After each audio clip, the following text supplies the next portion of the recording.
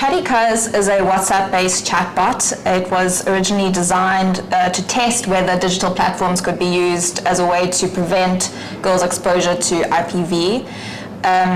It was developed on WhatsApp, and the intention is to help girls build skills to identify unhealthy patterns and red flags in relationships as a way to help them build their skills to prevent exposure to IPV. And we ran a randomized controlled trial from 2019 to 2021. We thought it was really important to meet girls where they're at. WhatsApp feels comfortable, feels private, is something they were already using, low data so they can really access it. And that really allows us to, one, have that bi-directional conversation where we're giving them content that feels exciting. So we designed it either as a soap opera or as a game, and we tested the difference between those two. But also where we could provide girls with interactive feedback. We could, in a timely manner, say, yeah, well, that answer was right.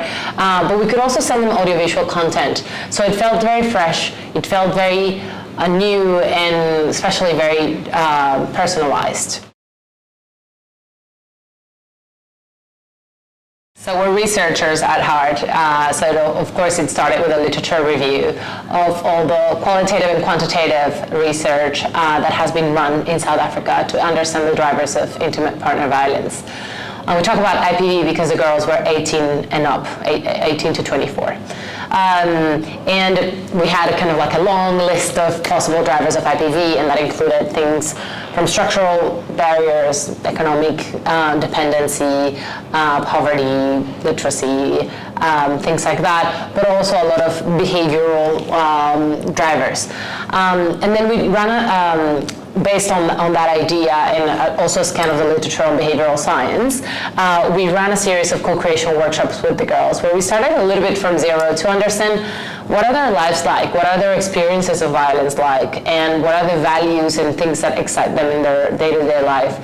We grounded the chatbot very much in their experience, but also being guided by what we knew from the literature that were factors that drive IPV. And ultimately we used the co-creation workshops to prioritize and sequence the way that we introduce the modules within the chatbot. So the most important drivers that we identified as playing a key role in experiences of intimate partner violence are first of all, attitudes and beliefs. So we see it across the literature that positive attitudes about the power dynamic in relationships is protective against IPV. So one of the most important things about the chatbot is that throughout it challenges dominant narratives about who has power in a relationship, and it encourages girls to think critically about it. But also we knew that girls really had a tough time identifying different kinds of violence, right? So the first thing that we did was an exercise to understand what is healthy and unhealthy in different types of IPV, including tech-facilitated GBV, economic violence, emotional, etc.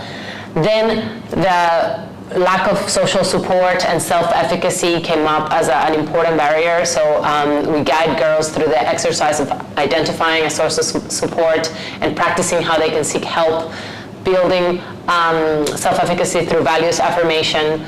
Then they also create a safety plan, because we know that planning helps people, makes people more likely to follow through with their intentions. And they learn about healthy and unhealthy communication skills, because there's quite a bit of research that can be protective against violence in relationships.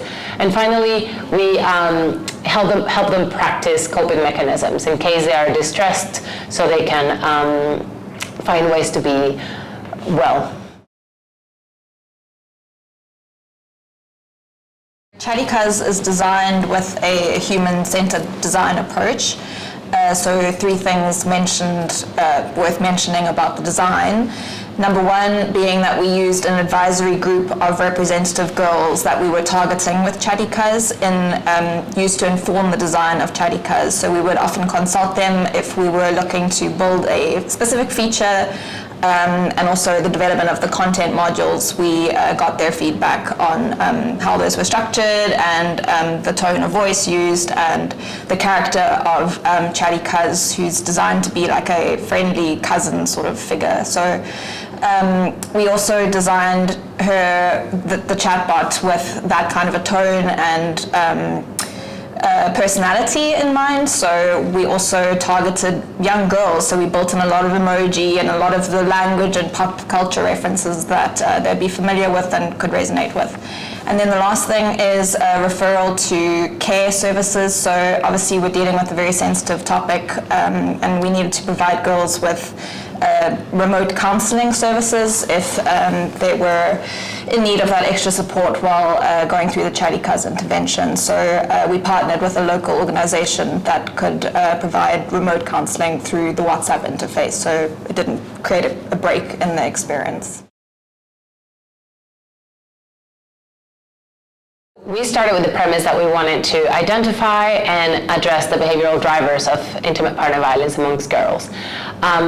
It was definitely an incredible exercise, and behavioral science provides you a lens to look at the problem differently and to really think practically and very concretely about what changes would you like to see. It can feel quite tactical at times, and when we're facing a challenge that is so complex as intimate partner violence, that has so many structural and systemic and even social dynamics, our advice would be to not forget to ground your intervention in feminist theory and to remember all the key takeaways and learnings that we've had from decades of running programs on prevention of gender-based violence. So always being guided by those findings, and then combining using behavioral science to make the interventions more effective, but not necessarily overly focusing on those tactical elements of the intervention and missing the bigger picture of the context in which girls experience violence.